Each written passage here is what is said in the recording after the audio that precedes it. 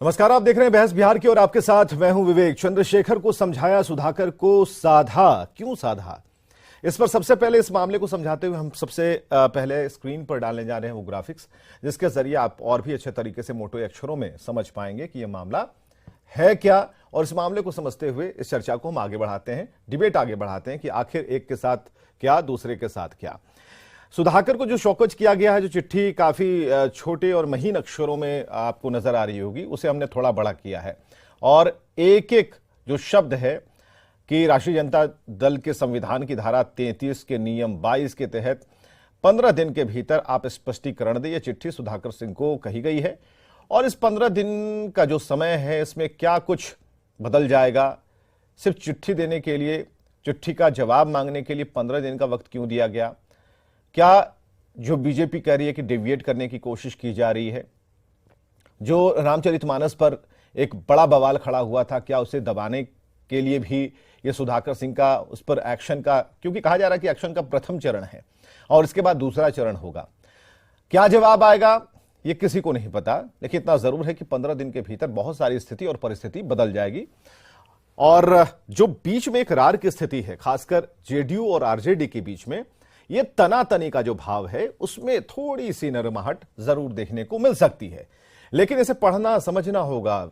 जो हमारे साथ राजनीतिक विश्लेषक हैं उनसे हम यही आशा करते हैं कि इसे और भी अच्छे तरीके से इसका पोस्टमार्टम करके हमें बताएंगे, आम जनता जान पाएगी। हालांकि पार्टियों की राय इस पर क्या होगी ये भी हम आपको समझाएंगे, मामला क्या है ये भी हम आपको स्क्रीन पर जरूर रखेंगे। चलिए इससे शुरू करते हैं। सवाल यही है कि चंद्रशेखर को समझाया गया। जब नीतीश कुमार से पूछा गया तो नीतीश कुमार ने कहा कि हमने समझाया है उन्हें, लेकिन सुधाकर को साधने की तैयारी क्यों हो रही है? तो जेडीयू आरजेडी की जिस बात का जिक्र हमने किया कि जेडीयू आरजेडी की तनातनी में क्या सुधाकर की बलि ले ली जाएगी? चंद्रशेखर के बयान को ढकने की यह कोशिश हो रही है कि यह रामचरितमानस वाला जो भी बयान चल रहा था उसे ढक दिया जाए। विवादित बयान पर चंद्रशेखर पर कार्रवाई क्यों नहीं हो रही है, यह भी सवाल है। उन पर भी कार्रवाई होनी चाहिए। और 15 दिनों के वक्त में क्या विवाद ठंडा पड़ जाएगा? कोई इसे याद नहीं रख पाएगा? बीजेपी का आरजेडी पर जातीय भेदभाव का जो आरोप है, क्या वो सही है? ये भी एक सच्चाई है। और क्या आईवॉश के लिए सुधाकर पर एक्शन हो रहा है? ये कई सवाल है। हमारे साथ आज डिबेट में मंजीत सिंह, प्रवक्ता जेडीयू से हमारे साथ हैं। मंजीत सिंह जी बहुत बहुत स्वागत है। मृत्युंजय तिवारी का स्वागत है और हम स्वागत करना चाहेंगे धनंजय गिरी जी का, जो कि प्रवक्ता हैं बीजेपी से। डॉक्टर संजय कुमार जी का स्वागत करना चाहेंगे, राजनीतिक विश्लेषक के तौर पर हमारे साथ मौजूद हैं। शुरू करते हैं, पॉलिटिकल एंगल इस पर क्या हो सकता है। और सबसे पहले हम सीधे डॉक्टर संजय कुमार के पास आते हैं। डॉक्टर संजय कुमार, शुरू आज आप ही से कहते हैं। विश्लेषण के लिए जरूरी है कि आपको जब अंत में हम वक्त देते हैं तो ऐसा लगता है कि आप फैसला सुना रहे हैं, तो जरूरी है कि आपको वक्त इसलिए दिया जाए कि आप यहां पर एक लकीर जरूर खींचें कि बहस की जो लकीर है वो उसकी दिशा सही हो। आपको ऐसा लग रहा है, महसूस हो रहा है कि हमने जो लिखा है इतने मोटे अक्षरों में, इसमें कुछ आपको दम दिख रहा है? क्योंकि हमें तो दम दिखा इसलिए हमने लिखा, लेकिन जो आप विश्लेषण करेंगे क्या उसका आधार भी ये हो सकता है? क्योंकि एक तरफ समझाना और एक तरफ साध देना। नहीं, देखिए, अगर वो समझाए हैं चंद्रशेखर जी को और चंद्रशेखर जी समझ पाते हैं कि नहीं समझ पाते हैं, ये तो वक्त बताएगा। हाँ, जरूर इसको आईवास के लिए उन्होंने कहा कि मैंने उनको समझा दिया है। लेकिन जहाँ तक सुधाकर जी पर साधने की बात है, तो ये बातें तो स्पष्ट है कि सुधाकर जी चुप नहीं है, लगातार हमलावर हैं, लगातार अटैकिंग है। चाहे वो शब्दों का बान हो, चाहे वो मुद्दा हो, चाहे इशू बेस्ड हो, और वो सीधे सीधे एक व्यक्ति को इसके लिए जिम्मेवार मान रहे हैं और वो व्यक्ति हैं नीतीश कुमार जी। कि ये अगर बिहार और बिहार के किसान बदहाल हैं तो उसके लिए नीतीश कुमार जिम्मेवार हैं। अगर बिहार में मंडी की व्यवस्था समाप्त हो गई और किसान अपना अनाज कहाँ बेचें, इसके लिए अगर बदहाली है तो वो नीतीश कुमार जिम्मेवार हैं। 3 कृषि रोड मैप के बाद भी अगर बिहार कोई उस अचीव नहीं कर पाया जो अचीवमेंट का इनका लक्ष्य था कि इतना अनाज हम उत्पादन कर लेंगे, नीतीश कुमार जिम्मेवार हैं। तो अगर सारी चीज़ों के लिए एक व्यक्ति को अगर ये निशाना कर रहे थे और शोकॉज नोटिस मिलने के बाद भी जो किसानों को संबोधित करते हुए इन्होंने कहा कि पंजाब और हरियाणा के किसान तो 13 महीना में, बिहार के किसान तो अगर 13 दिन निकल जाए सड़क पर तो इनको हम टेकुआ की तरह सीधा कर देंगे। तो लगातार एक व्यक्ति के ऊपर, और वो व्यक्ति कोई सामान्य व्यक्ति नहीं, वो राज्य के मुख्यमंत्री हैं।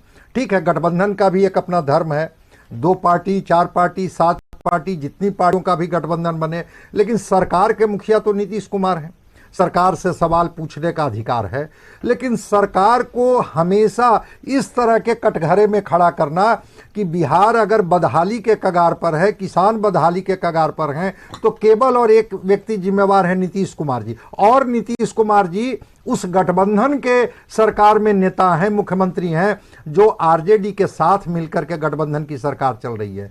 तो अगर एक व्यक्ति को अगर आप टारगेट करेंगे, ठीक है, ये शोकॉज का 15 दिन के बाद इंतजार होगा कि क्या शोकॉज पूछ करके आरजेडी अपना पिंड छुड़ाना चाहती है, कि इस तरह से हमलावर होने के बाद भी सुधाकर जी पर क्या कार्रवाई हो रही है, या वास्तव में शोकॉज के मायने हैं। ये तो परिणाम 15 दिन के हो सकता है कि ये जवाब देते और पार्टी तिवारी जी यहाँ पर साफ तौर पर कहा गया, अगर किसानों के हित की अगर बात करने में अगर सुधाकर सिंह आगे निकल गए, हालांकि ये तो जरूर है कि जो एक्शन हो रहा है वो व्यक्तिगत बयानों पर हो रहा है कि मुख्यमंत्री चीफ मिनिस्टर की जो कुर्सी है, जो पद है, जो एक कह सकते हैं नेतृत्व है, अगर उसी पर आप सवाल खड़े करेंगे, गठबंधन में रहकर गठबंधन पर ही सवाल खड़े करेंगे, तो एक्शन तो होगा। इतने दिनों के बाद आखिर क्या मंथन हुआ कि सुधाकर सिंह पर एक्शन होने जा रहा है? एक्शन कहिए कि 15 दिन का वक्त दिया गया कि आप जवाब दीजिए, क्यों ना आप पर अनुशासन के तहत कार्रवाई की जाए। लेकिन फिर सवाल यह उठता है कि फिर सुधाकर सिंह पर जब आपने कार्रवाई की तो डॉक्टर साहब पर कार्रवाई कब तक होगी? देखिए विवेक जी, कोई राजनीतिक दल हो या कोई संस्था हो, संस्थान हो या परिवार ही हो, अनुशासन सब में जरूरी है।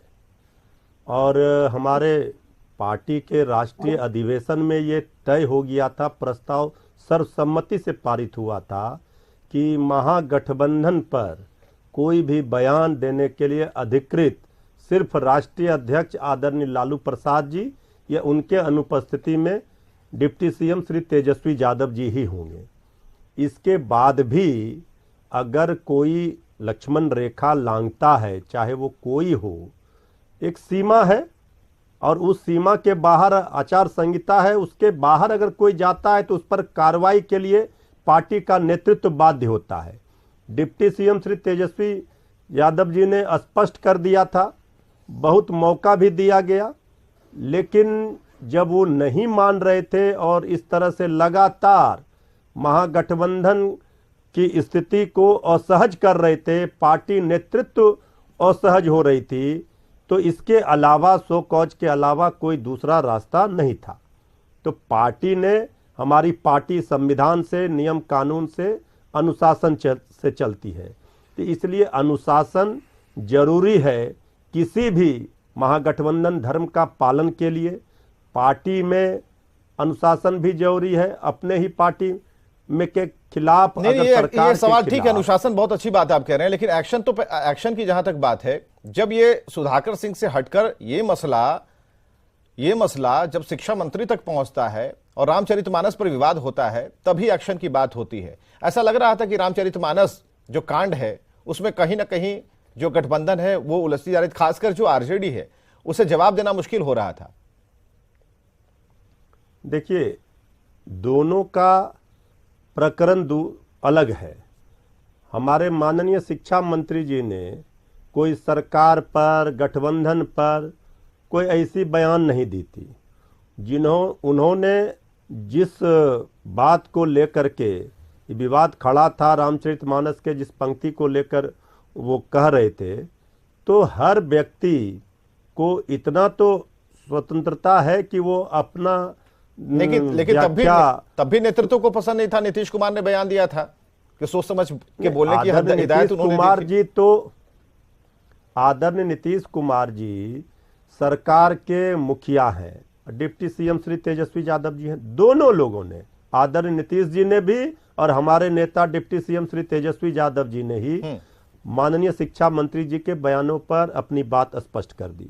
वो बात खत्म हो गई। उन्होंने कभी भी नेतृत्व, सरकार के नेतृत्वकर्ता पर, सरकार पर कोई सवाल नहीं खड़े किए थे। लेकिन ये जो स्थितियां थी, इसमें तो हमारे विरोधी बीजेपी को फायदा होता दिख रहा था। ये लड़ाई, ये महागठबंधन बनी है तो आपके लोग बड़े बोल रहे थे सोच के लिए, संविधान को बचाना है, लोकतंत्र को बचाना है, तो आप अपने संविधान के तहत कार्रवाई कीजिएगा ना। तो यहां पर तो बीजेपी कहां से आती है? बीजेपी का कोई भी प्रवक्ता, बीजेपी का कोई भी नेता तो बोलने नहीं गया। उन्होंने सुधाकर सिंह को टेलीफोन करके तो नहीं कहा कि आप एक्शन, आप धड़ाधड़ बयान देते जाइए। उन्होंने तो ये तो नहीं कहा शिक्षा मंत्री को कि भाई आप रामचरितमानस पर अगले दिन बयान दीजिए, एजेंडा सेट कीजिए।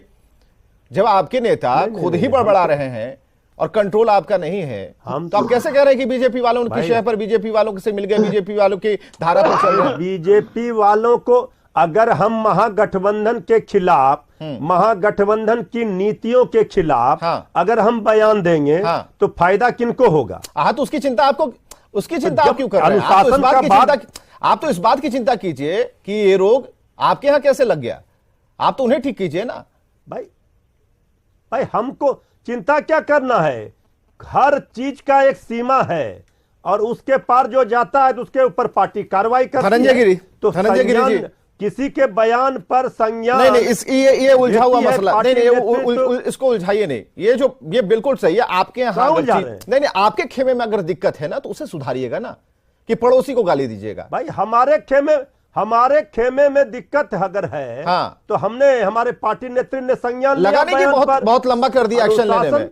जब एक साथ कई चीजें लंबा जब लगा, ऐसा नहीं लगता कि जब लगा कि कई चीजें एक साथ उत्पन्न होने लगी जो निगेटिव हो सकता है तो जल्दी जल्दी उस पर एक्शन लेना शुरू हो गया। हमारे साथ जरा ना, ठीक है धनंजय गिरी जी। देखिए विवेक जी, जो बात इतनी देर से आप कर रहे हैं और जो लबो लुआब है बातचीत का, उसका नतीजा क्या है? सत्ता, सत्ता, सत्ता और सिर्फ सत्ता। महागठबंधन सत्ता, हमारे नेता ने के खिलाफ बोल दिया, समाज कहीं जाए, संस्कृति कहीं जाए, सनातनियों की भावनाएं कहीं जाए, उससे कोई मतलब नहीं है।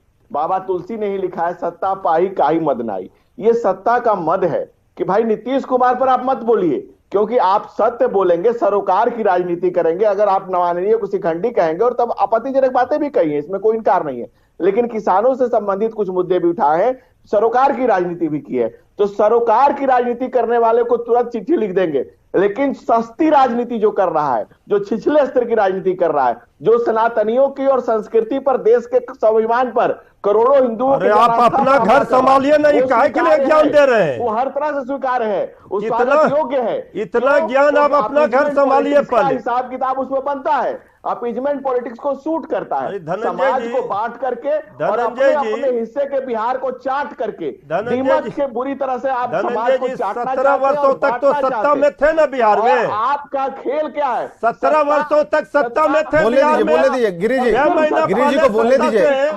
तिवारी जी रुकिए ना, तिवारी जी हम आते हैं आपके पास। तिवारी जी आते हैं, पहले धनंजय गिरी जी को स्पष्ट तो करने दीजिए। करोड़ों सनातनियों की जनभावना है। क्या सनातन ये प्रवचन करने लगे? ये धर्म गुरु है क्या? सनातन धर्म पर और रामायण पर प्रवचन करेंगे? चलिए महावीर मंदिर, हनुमान मंदिर में और बैठ करके आपको समझाते हैं रामचरितमानस का पाठ। चाहिए मृत्युंजय जी आपको क्या शर्माइए? अब क्या बात कर रहे हैं? चंद्रशेखर धर्म गुरु, अभी क्या बात कर रहे हैं? चंद्रशेखर आपके धर्म गुरु, क्या बात कर रहे हैं? कैसे धर्म पे बोल दिया? कॉपीराइट है क्या रामचरितमानस आपका? भगवान राम पर कॉपीराइट है क्या? आप अपना घर संभालिए, आप अपना घर संभालिए। आप में हिम्मत है, आप में हिम्मत है पार्टी के नेताओं पर कार्रवाई। क्या बोला था माननीय केंद्रीय मंत्री आर.के. सिंह जी ने उस दिन मोदी जी पर? मानते हैं धर्म को, आप कहाँ याद दिलाएंगे? तो अभी वरुण गांधी घूम घूम कर बोल रहे हैं प्रधानमंत्री जी के खिलाफ। क्यों नहीं संज्ञान लिया? और बिहार के सबसे अरे अपना घर संभालिए। हमारे पार्टी के आंतरिक मामले में आप क्यों दखल दे रहे हैं? ऋण भी हम किस पर कार्रवाई करेंगे, किस पर कार्रवाई नहीं करेंगे, ये आपसे पूछ कर करेंगे क्या? की है आप उसको ये कार्रवाई आपसे पूछ कर करेंगे। आप दिखाइए क्या? अभी तो 6 महीने हुए हैं। धीरे धीरे आपके पार्टी के सारे नेता इधर आ जाएंगे, खाली हो जाएगा बीजेपी का पूरा कुनवा। क्या आपको ये डर लग रहा है कि आपके पास मात्र 40-45 सीट है तो आज 8-48? अरे आप अकेले पड़ गए, सारे लोग तो हम लोग एक साथ हो गए, शिकार हो गए। हम लोग सारे लोग एक साथ हैं, बीजेपी अकेले हो गई। बीजेपी अपना घर संभाले, यही बहुत है। नहीं, इसका उत्तर तो मिलना चाहिए, इसका तो उत्तर मिलना चाहिए। मंजीत सिंह जी हमारे साथ हैं। मंजीत जी, हाँ गिरी जी एक मिनट रुकिएगा। मंजीत सिंह जी, एक्शन की बात हो रही है, ये प्रथम चरण कहा जा रहा है, देखने पे भी ऐसा ही लग रहा है कि कुछ चीजें हो सकता है इस 15 दिन के अंदर छिप जाएंगी, लेकिन समझना जरूरी है कि चंद्रशेखर को समझाया, सुधाकर को क्यों साधा। यह सवाल जनमानस में है, यह सवाल हर चौराहों पर है। जो पॉलिटिक्स को देखते हैं, समझते हैं, चर्चा करते हैं, उनका यह सवाल है कि ऐसा क्यों हो रहा है। उनके ऊपर भी होना चाहिए कि जो बयान, जो खुले तौर पर बयान दिए जाते हैं, तो ऐसे बयान ना दिए जाएं जिससे किसी की भावना आहत हो जाए। नीतीश कुमार की भावना आहत ना हो, सीएम की भावना आहत ना हो, इसलिए एक्शन हो गया। और जो इतनी बड़ी जनता है, इतना बड़ा देश है, धर्म को मानने वाले लोग हैं, अगर उनके हृदय पर अगर आघात पहुंचा है तो क्या एक्शन नहीं होना चाहिए? देखिए विवेक जी, पहले तो विपक्ष के लोग यह कहते थे कि सुधाकर जी ने अनर्गल टिप्पणियां जो मुख्यमंत्री जी के खिलाफ की हैं, उनके खिलाफ आरजेडी कोई कार्रवाई नहीं कर रही है।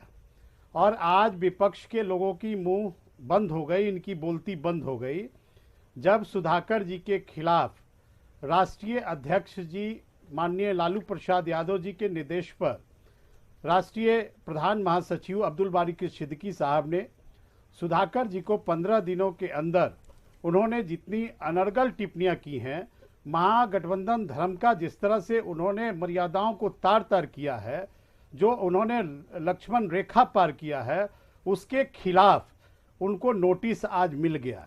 और नोटिस ही नहीं मिला, बल्कि इस बात का संकेत है कि महागठबंधन धर्म सरपरी है, और महागठबंधन धर्म में यदि इस तरह के मर्यादाओं का कोई उल्लंघन करता है तो उसके खिलाफ चाहे कितना भी वह प्रभावशाली लोग क्यों नहीं हो, उनके खिलाफ कार्रवाई होना तय है। तो सवाल तो यह है कि क्या ये मर्यादा पुरुषोत्तम राम के ऊपर जो मर्यादा का उल्लंघन किया गया, हमें जरा ये बताइए, उस पर एक्शन नहीं होना चाहिए? हमको जरा हमसे प्रश्न कर रहे हैं, हमको बोलने का मौका दीजिए। हाँ, दे रहे हैं। मेरा यह स्पष्ट कहना है कि सुधाकर जी के मामले में आज यह बात आ गई कि उनके खिलाफ नोटिस आ गई। मैं यह दावे के साथ कहता हूं, या तो वह झुकेंगे या तो वह टूटेंगे, या दल से वह बाहर जाएंगे, या आज का नोटिस यह साबित हो गया कि वह बाहर पार्टी के अंदर जाएंगे। और आप बीजेपी के लोग मत बोलिए, आप अपने वरुण गांधी के बारे में बोलिए जो प्रधानमंत्री के खिलाफ लगातार बोल रहे हैं। और वरुण गांधी ने क्या कहा प्रधानमंत्री के बारे में, या आप उस पर स्पष्ट करिएगा। आज तक प्रधानमंत्री और भारतीय जनता पार्टी के अध्यक्ष को, नड्डा साहब को हिम्मत पड़ी कि वरुण गांधी के खिलाफ, सुब्रमण्यम स्वामी के खिलाफ आप जो है नोटिस कर दें? आप बीजेपी के प्रवक्ता हैं, आधिकारिक रूप से आप बताइए। वरुण गांधी ने प्रधानमंत्री के खिलाफ टिप्पणी की कि प्रधानमंत्री ने कहा था कि हम 10 लाख नई नौकरियां देंगे, 10 लाख के बदले प्रधानमंत्री ये बताएंगे कि 1 करोड़ जो देश के अंदर विभिन्न विभागों में नियुक्तियां के पद रिक्त है उसको हम भरेंगे। ये भी सवाल जो मंजीत जी हम कर रहे हैं, आप सीधे बीजेपी पर चले आए। मंजीत सिंह जी, सवाल हम आपसे कर रहे हैं। आपके खिलाफ में मंजीत सिंह जी सवाल हम आपसे कर रहे हैं। नहीं, आप मर्यादा की बात कर रहे हैं ना मंजीत सिंह जी? मंजीत सिंह जी मर्यादा के उल्लंघन की बात कर रहे हैं ना? नड्डा साहब को सुब्रमण्यम स्वामी के खिलाफ कार्रवाई करने का। अरे मंजीत सिंह जी, आप देखिए यहाँ डिरेल हो जा रहे हैं। मंजीत सिंह, आपने बीजेपी को देखा नहीं कि अटैक करना शुरू कर दिया? और महागठबंधन, अरे बीजेपी को देखा नहीं आपने तीर चलाने शुरू कर दिए? अरे रुकिए ना भाई, देखिए धनंजय गिरि जी को जब कह रहे हैं तभी तो कह रहे हैं ना, आप रुकिए। उदाहरण है सुधाकर सिंह, इसके पहले तो बहुत चुटकी लेते थे, आज आपकी बोली बंद हो गई। सुधाकर सिंह के खिलाफ जब कार्रवाई हो रही है तो आपको सॉफ्ट कॉर्नर क्या है? आपको क्यों सुधाकर सिंह के खिलाफ सॉफ्ट कॉर्नर है? इसलिए है कि वह भारतीय जनता पार्टी के टिकट पर चुनाव लड़े थे रामगढ़ में, और आपकी साठगांठ है सुधाकर सिंह से।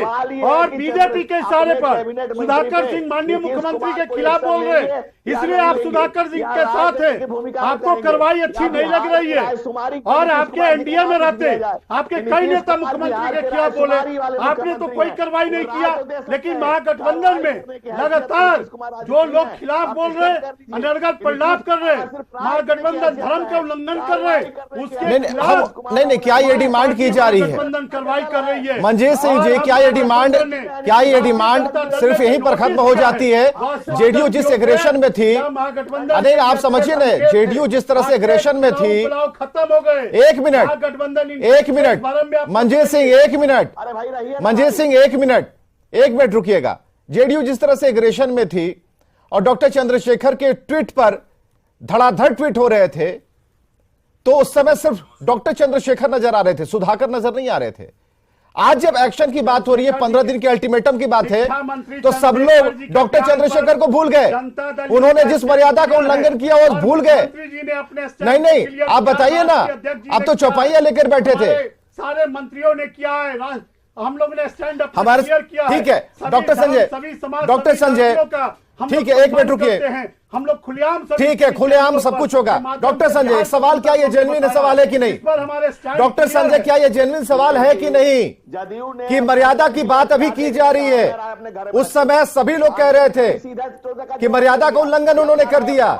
आज जब एक्शन की बात हो रही है तो यहाँ तो सीधे पलट जाने वाली बात है। आरजेडी ने उनके आज तो कोई मांग ही नहीं हो रही है। डॉक्टर संजय, हम लोग के लिए चिंतित मत रहिए, अपना घर संभालिए। ठीक है, रुकिए। इंटैक्ट है डॉक्टर संजय, और जो लोग इस तरह की जी, बातें जी। करेंगे उनके खिलाफ कार्रवाई होगी। डॉक्टर संजय, बात ये, डॉक्टर संजय आप सुन पा रहे हैं? ये हमारे लिए आसानी है। डॉक्टर संजय सुन पा रहे हैं आप? अरे विवेक जी, पहले शांत कराइए। गिरी जी शांत हो जाइए। गिरी जी शांत हो जाइए। गिरी जी शांत हो जाइए। बिहार को बर्बाद किया। गिरी जी शांत हो जाइए। आज इतने लाचार, धनंजय, गिरी जी को आवाज नहीं आ रही है क्या? थे तो अच्छी सरकार, गिरी जी जरा शांत हो जाइए। आप अलग हुए गठबंधन से तो नीतीश जी गलत हो गए। गिरी जी शांत हो जाए। डॉक्टर संजय कुमार, आप स्पष्ट इस लाइन पर आप बात कीजिए कि आज से पहले उस जिस ट्विटर वार की बात चल रही थी उसमें डॉक्टर चंद्रशेखर थे। आज जब एक्शन की बात हो रही है तो धड़ाधड़ हो रहा है कि नहीं, पार्टी ने बहुत बड़ा अच्छा किया। लेकिन बात है कि आज मर्यादा की बात जेडीयू कर रही है। समझ में नहीं आता कि मर्यादा पुरुषोत्तम राम और उनसे जुड़ी हुई जो चीजें थी, जो मर्यादा के दायरे में जिनसे मर्यादा लोग सीखते हैं, उसका जब हनन हो रहा था, उसके जब मतलब समझाए जा रहे थे, तब तो सब लोग चुप थे। आज जब एक्शन की बात होती है तो बराबरी का एक्शन क्यों नहीं हो रहा? बराबरी का एक्शन इसलिए नहीं हो रहा है, जो आपने सवाल पूछा कि क्या वो, देखिए बिहार का जो वोट बैंक की जो राजनीति है, क्या आपको लगता है कि कोई पार्टी उससे इतर राजनीति करती है क्या? आदर्श की बात जितनी कर ले, रोल मॉडल की बात जितनी कर ले, तो जातीय गणित जहां सूट करता है और जातीय गणित जहां सूट नहीं करता है तो कार्रवाई भी उसी के तहत होती है। और एक सवाल आपने और पूछा था कि आखिर शोकॉज नोटिस की जरूरत क्यों पड़ गई आरजेडी को? जो आरजेडी कल तक कह रही थी, तेजस्वी जी कह रहे थे कि राष्ट्रीय अध्यक्ष जी के संज्ञान में बातें हैं, राष्ट्रीय अध्यक्ष जी के आदेश का इंतजार हो रहा है। अभी तो राष्ट्रीय अध्यक्ष जी नहीं आए हैं भारत में, फिर यह शोकॉज नोटिस क्यों? इसलिए कि कई घटनाएं एक साथ हो गई और उन घटनाओं के बाद जिस तरह से जेडीयू अटैकिंग मूड में आई, चाहे वो सुधाकर जी तो अटैक कर ही रहे थे, विजय कुमार मंडल का जो बयान था वो पब्लिक डोमेन में आ गया, उसके बाद चंद्रशेखर जी, और चंद्रशेखर जी ने जो तेवर दिखाया कि नहीं नहीं मैं अपने बयान से पीछे नहीं हटूंगा, उसके बाद जगता बाबू का बयान और लोगों का बयान, और जेडीयू जो कल तक टॉलरेट करने की स्थिति में थी वो अटैकिंग स्थिति में आ गई कि ठीक है तो दो दो हाथ कर ही लीजिए। और ट्वीट के बाद कि ये तेजस्वी बिहार होगा कि शिक्षित कुमार का बिहार होगा, जब बात यहां पर आने लगी तो आरजेडी को लगा कि अब चीजें जो है वो पानी कहीं ना कहीं से सर से ऊपर जा रहा है, और तब जाकर के आरजेडी सुधाकर सिंह पर कार्रवाई के लिए एक शोकॉज नोटिस जारी करती है। राजनीति का बहुत कोई क्लिष्ट फंडा यहां नहीं है, बहुत सीधा सीधा फंडा है। ठीक है, जेडीयू को लगता है कि भाई इतने दिनों से आखिर आरजेडी क्यों बर्दाश्त कर रही थी? मुखिया थे नीतीश कुमार जी, बिहार के सर्वमान्य मुख्यमंत्री हैं बिहार, हम भी एक बिहारी हैं, हमारे लिए भी वो मुख्यमंत्री जी आदरणीय हैं। तो जब उन पर पहले लगातार अटैक हो रहा था, लेकिन कई कारण जब एक साथ क्लब हो गए, और उस क्लबिंग के बाद जब आरजेडी को लगा कि नहीं अब गेंद जो है हमारे पाले में ही नहीं रहेगा, अब जेडीयू भी आर पार के मूड में आ गई, उन्होंने अपने प्रवक्ताओं को उतार दिया, उन्होंने लगातार अपने मंत्री से बयान दिलवाना शुरू किया, उनके राष्ट्रीय अध्यक्ष जी अपनी भावना से अवगत करा बिल्कुल। दिए। इसका मतलब ये दबाव में आकर एक्शन लिया, ये फैसला हुआ कि भाई अब 15 दिन का अल्टीमेटम दे करके कम से कम डाइवर्ट किया जाए, क्योंकि केंद्र में हर बात के केंद्र में सिर्फ आरजेडी नजर आ रही थी, उनके दो नेता सामने आ रहे थे और नीतीश कुमार कुछ भी नहीं कह रहे थे। हालांकि रामचरितमानस के मुद्दे पर पहली बार उन्होंने चुप्पी तोड़ी, उन्होंने कहा कि उनको समझाया है, लेकिन समझाने के तुरंत 1 या 2 दिन बाद यहां पर एक्शन की बात आ गई और उसमें यह कहा गया कि भाई 15 दिन में आप जवाब दीजिए। देखते हैं 15 दिन के अंदर क्या जवाब होता है। तब तक शायद जो बिहार की जनता ये सब कुछ भूल जाए और फिर एक नई पारी की शुरुआत हो, सोच में कुछ और डाल दिया जाए। बहुत बहुत शुक्रिया आप सभी का इस डिबेट का हिस्सा बनने के लिए, और खबरें लगातार जारी हैं।